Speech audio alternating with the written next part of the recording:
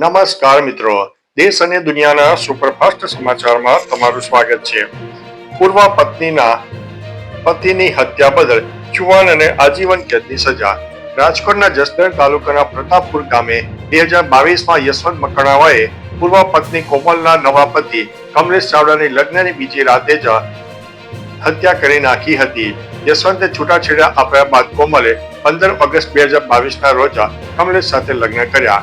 પત્નીને પરત લાવવાના ઈરાદે યશવંતે આ હત્યા કરી હતી. સેશન કોર્ટે તેને આજીવન કેદ અને 15,000 રૂપિયાનો દંડની સજા કરી છે.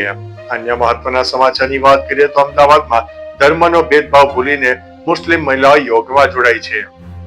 અમદાવાદમાં વસુધૈવ કુટુંબકમની ભાવના સાથે ગુજરાત રાજ્ય યોગ બોર્ડ દ્વારા યોજાયેલા યોગ કેમ્પમાં મુસ્લિમ મહિલાઓએ ભાગ લીધો હતો. બોર્ડના અધ્યક્ષ શીશપાલજીએ જણાવ્યું હતું કે યોગ કોઈ ધર્મ કે જાતિ પૂરતો સીમિત નથી, પણ માનવ કલ્યાણ માટે છે. સ્વસ્થ ગુજરાત, વેદસ્વીતા મુક્ત ગુજરાત અભિયાનને વેગ આપતા આ કાર્યક્રમને કોમી એકતાનું ઉત્તમ ઉદાહરણ પૂરું પાડ્યું હતું. અન્ય મહત્વના સમાચારની વાત કરીએ તો અલ્પેશ ઠાકોરનો હુંકાર, હાથ તોડતા વાર નહીં લાગે. અમદાવાદના સાણંદના કલાણા ગામે ઠાકોર સમાજ અને લઘુમતી સમાજ વચ્ચે અવારનવાર થતી અથડામણો બાદ અલ્પેશ ઠાકોર મેદાનમાં આવ્યા હતા. ઠાકોર સમાજને છેલ્લા 6 મહિનાથી કનેક્ટ થવાનો આરોપ છે. અલ્પેશ ઠાકોરે પોલીસને અસામાજિક તત્વો સામે કડક કાર્યવાહી કરવા અપીલ કરી છે. સાથે તેમણે દાદાગીરી કરતા લોકોને ચેતવતા હુંકાર કર્યો છે કે હું એ જ અલ્પેશ ઠાકોર છું, હાથ તોડતા વાર નહીં લાગે. અન્ય મહત્વના સમાચારની વાત કરીએ તો ત્રણેય સેના અને પરમાણુ કમાન હવે મુનીરના હાથમાં જોવા મળી છે. પાકિસ્તાન સરકારે જનરલ અસીમ મુનીરને દેશના સૌથી શક્તિશાળી સૈન્ય અધિકારી બનાવ્યા છે. 12 નવેમ્બરે સંસદમાં પસાર થયેલા 27મો બંધારણીય સુધારો બાદ મુનીરને CDF અને આર્મી ચીફ તરીકે નિયુક્ત કરાયા છે. હવે તેઓ ત્રણેય સેના અને પરમાણુ શસ્ત્રોની કમાન સંભાળશે. તેમનો કાર્યકાળ 5 વર્ષ માટે રહેશે. આ નિર્ણયથી પાકિસ્તાની સત્તાના સમીકરણમાં બદલાવ આવ્યો છે અને મુનીરનું વર્ચસ્વ અનેક ગણું વધી ગયું છે. અન્ય મહત્વના સમાચારની વાત કરીએ તો પુતિને કરી છે મોટી જાહેરાત. પુતિને કહ્યું છે કે લગભગ 50 વર્ષથી રશિયા ભારતીય સૈન્યને તેના સૈન્યને સશસ્ત્ર બનાવવા અને આધુનિક બનાવવામાં મદદ કરી રહ્યું છે. પછી ભલે તે વાયુ સંરક્ષણ દળો હોય, ઉડ્ડયન હોય કે નૌકા દળ હોય. અમે હમણાં જ પૂર્ણ કરેલી ચર્ચાના પરિણામોથી અમે સંપૂર્ણપણે સંતુષ્ટ છીએ. મને વિશ્વાસ છે કે આ મુલાકાત અને અહીં થયેલા કરારો ભારત રશિયાના વ્યૂહાત્મક ભાગીદારીને વધુ ગાઢ બનાવશે. અમે ભારતને શસ્ત્રો પૂરા પાડવાનું ચાલુ રાખીશું. અન્ય મહત્વના સમાચારની વાત કરીએ તો ઓવેસીનો એક ફેક વિડીયો વાયરલ થયો છે. અસરુદ્દીન ઓવેસીનો એક વિડીયો સોશિયલ મીડિયા પર ઝડપથી વાયરલ થઈ રહ્યો છે. વિડીયોમાં ઓવેસી એક મંદિરમાં ભગવાન હનુમાનજીની આરતી કરતા જોવા મળે છે. જો કે ફેક્ટ ચેક કરતા આ વિડીયો ખોટું હોવાનું સામે આવ્યું છે. આ વિડીયો AI થી બનાવવામાં આવ્યો છે. આ વિડીયોમાં ગૂગલના AI મોડલ જેમિનીનો લોગો પણ લાગેલો દેખાય છે. આ લોગો ફક્ત ત્યારે જ દેખાય છે જ્યારે જેમિનીનો ઉપયોગ કરીને કોઈ વિડીયો કે ફોટો બનાવવામાં આવતા હોય. અન્ય મહત્વના સમાચારની વાત કરીએ તો ગુજરાત શિક્ષણ બોર્ડનો છબરડો. ગુજરાત માધ્યમિક અને ઉચ્ચતર માધ્યમિક શિક્ષણ બોર્ડે ફરીથી ભૂલ કરી છે.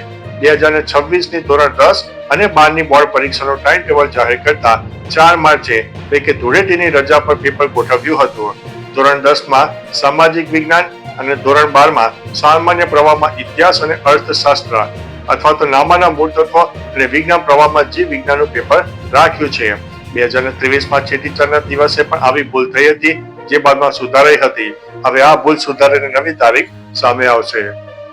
મિત્રો, અન્ય મહત્વના સમાચારની વાત કરીએ તો પત્નીને 45 લાખ ભરણ પોષણ ચૂકવવાના આદેશને પતિએ હાઈકોર્ટમાં પડકાર્યો. અમદાવાદના એક પતિએ પત્નીને ફેમિલી કોર્ટે 45 લાખ કાયમી ભરણ પોષણ આપવાનો આદેશ કર્યો હતો. પતિએ હાઈકોર્ટમાં અપીલ કરતા દલીલ કરી છે કે પત્નીએ તેની માતાની હત્યા કરી છે, એટલે ભરણ પોષણ આપવું અયોગ્ય છે. ઓક્ટોબર 2020માં પત્નીએ સાસુને હત્યા કરી હતી. હાઈકોર્ટે ફેમિલી કોર્ટના આદેશ ઉપર સ્ટે મૂકી દીધો છે. હવે અન્ય મહત્વના સમાચારની વાત કરીએ તો બિલ પાસ, આ વસ્તુ મોંઘી થશે. આરોગ્ય સુરક્ષા કાયદામાંથી એક બિલ, રાષ્ટ્રીય સુરક્ષા ઉપર બીજું બિલ અને લોકસભામાં પસાર થયું છે. આ બિલ પસાર થયા બાદ પાન મસાલા જેવી વસ્તુઓ મોંઘી થશે. બિલ પર ચર્ચા દરમિયાન નાણામંત્રી નિર્મલા સીતારમણે જાહેરાત કરી છે કે સરકાર હવે સિગારેટ અને પાન મસાલા જેવા ઉત્પાદનો ઉપર વધારાનો ટેક્સ લાદશે. આ વધારાના ટેક્સમાંથી થતી આવકનો ઉપયોગ રાષ્ટ્રીય સુરક્ષા માટે કરવામાં આવશે.